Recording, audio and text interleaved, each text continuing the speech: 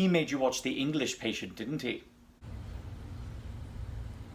And you realized you had nowhere else to go but back here. And you just expect me to take you back after this, another in a long line of betrayals. Well, hell with you! I can have the Cinema Schlock Society without you!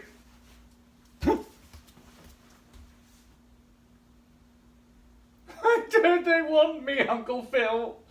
Because you're a moron and a sadist. You, Uncle Phil, you're not even real. Just a disembodied voice designed to be my coping mechanism to aid me in dealing with my self-loathing and alienation. They can hear us, you know. Well, whose fault is that? Yours. Oh, yes, because everything is my fault. If they step out now, it's because the founder of the Cinema Schlock Society is a grade A lunatic who makes puppy smoothies. You taught me how to make those. I am you. You were me being you, blending and pureeing those puppies. Now get your ass out there before you accidentally reveal what's actually in the Philly cheesesteaks. Fine.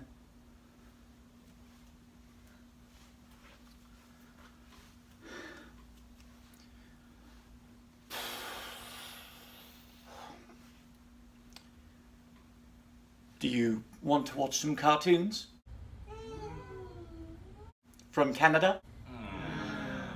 Not French. Very good. Shall we begin? Rock and roll.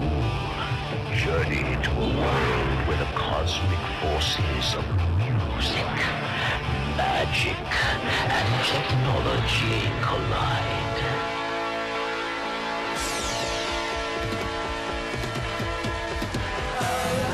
Good day to you, and welcome to this edition of the Cinema Schlock Society. Canada. Canada.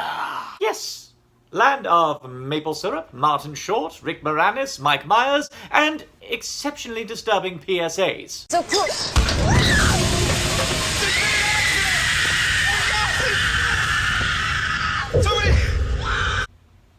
Is it bad that I have an erection right now?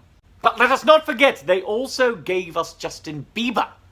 And if that is not proof of sinister intent, I don't know what is! However, one thing Canada is not particularly known for is their animation. Their first animated feature film did not come out until 1983, and that is the subject of today. The animated feature, Rock and Rule. Rock and Rule was produced by Nelvana, the same studio that gave us that delightful animated segment of the Star Wars Holiday Special. Canada gave us Boba Fett. The film takes place in a world where furries have evolved to be more like us, only hornier, which is saying something. Well, a legendary rocker named Mock fears his popularity is on the decline and decrees that it is better to burn out than to fade away, and opts to raise a demon to destroy the world. But he needs a special voice to invoke said demon, and that voice belongs to Angel, a passive, easily swayed guitar player for her prat of a boyfriend Omar. Theirs is an entirely functional relationship, and you totally want them to stay together, and in the end you will have no problem believing that their love is powerful enough to ward off the denizens of Hades. Really. Absolutely. The film also boasts a very impressive soundtrack comprised of original music from Debbie Harry, Iggy Pop, Lou Reed, Earth, Wind, Fire, Water, Heart... No, I've got that wrong. Let us never speak of that again. In fact, let us distract ourselves by meeting our panel. Say hello, introduce yourselves. This is Gecko from Man Bites Media. I'm Larissa.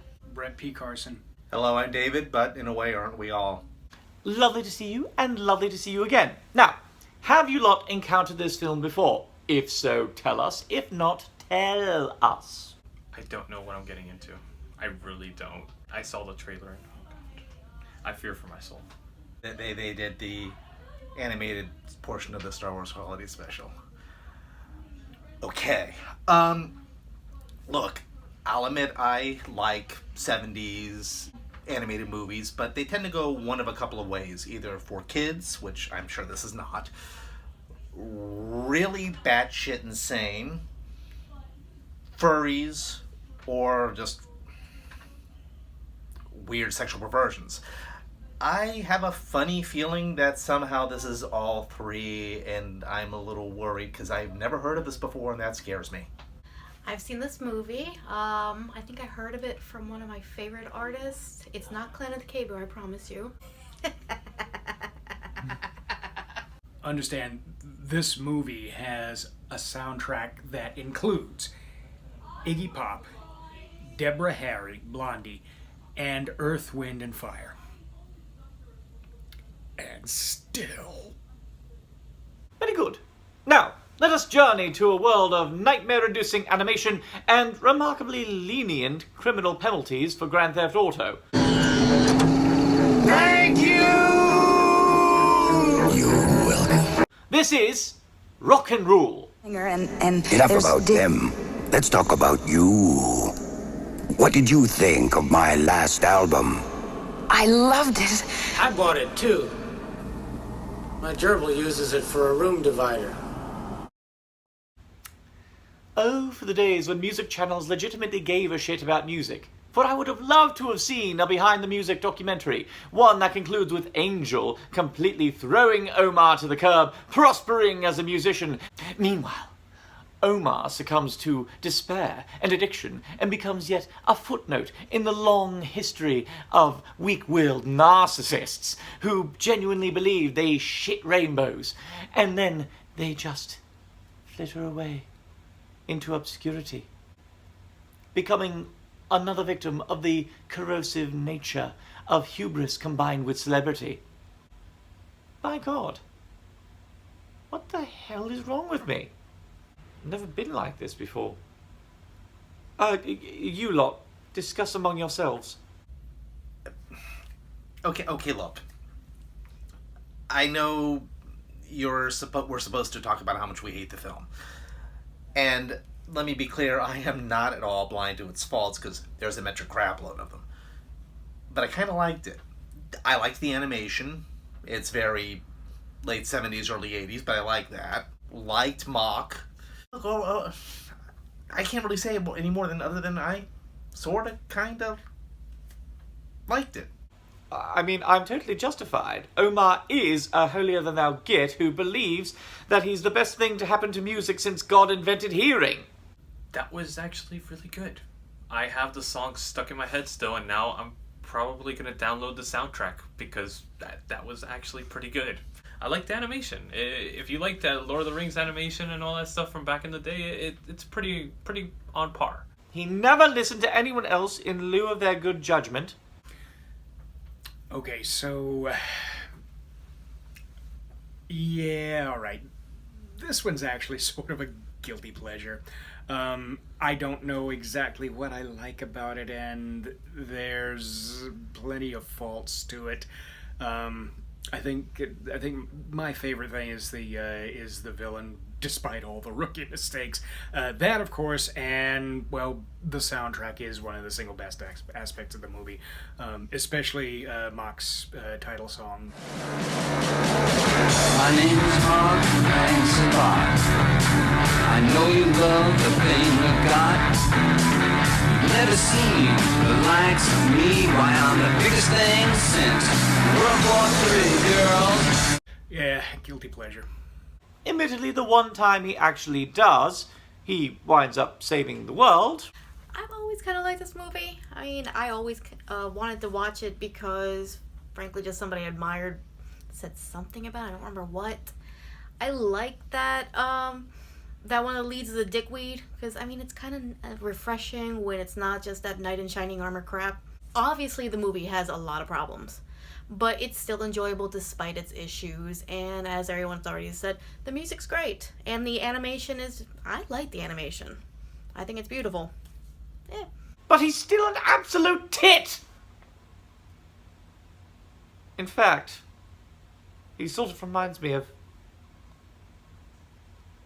I'd never heard of this movie until 2 weeks ago, and that surprised me because I loved that genre. I loved old 70s and 80s animated films. Saw Wizards. I'd never heard of this, and I was like, okay, let's give this a shot, and it was kind of about what I expected, real when it comes right down to it. I'm just surprised I'd never heard of it before. the music was fantastic. I Oh, mean, yeah. it gets embedded in your head. The villains are actually really good, even though it follows all the tropes that a villain does, but it's enjoyable. And you're kind of like, I don't know what I like about it, but I enjoyed that. And it's very confusing feeling. So I'm kind of confused. It really deserves more of a cult status than it's got, I think. Well, I think one of the problems is the fact that I don't think it's really, the DVD is really in production anymore. So it is kind of a rare DVD because mine doesn't work anymore. And searching online, it's like $100+ $40 or so. Yeah, 40? I've searched for a replacement, and cheapest I found was like around $80 to $100 on Amazon. I can buy that. The DVD was $25, which is a little unusual nowadays. I mean, excuse me, the Laserdisc is $25. Oh, okay. sorry. Yeah. I will start the hunt for you. Looking. I mean, I've always loved, Cool World's probably one of my favorite guilty pleasures. I love Fire and Ice. I haven't seen Wizard yet, but that's on my list. You need to. So, Oh, yeah. this movie was always, it was kind of a must-have in my collection. It's definitely classic Lord of the Rings, the old school Lord of the Rings with that weird tint and like, you can't see every detail, which is really cool. And you don't need to have animation that's super bright and you see every little minutia detail.